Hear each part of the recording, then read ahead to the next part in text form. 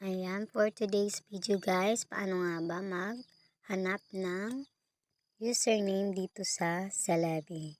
Ayan, puntahan lamang po natin yung browse mga ka-Celebi. Ayan, i-click po natin yung browse. Ayan. Ayan, makikita po natin yung search button sa taas. Ayan, i-click po natin yan. Ayan, hanapin lamang po natin, i-type po natin pala yung name ng hinahanap natin. Halimbawa, si Wapi. Ayan, type natin si Wapi at click natin yung search sa baba. Ayan, ayan na po si Wapi. Ayan. Pagkahanap po natin, balik lang po tayo doon. Click arrow sa taas at mag-search po tayo ulit ng panibagong pangalan. Ayan, halimbawa si Marcel. Ayan.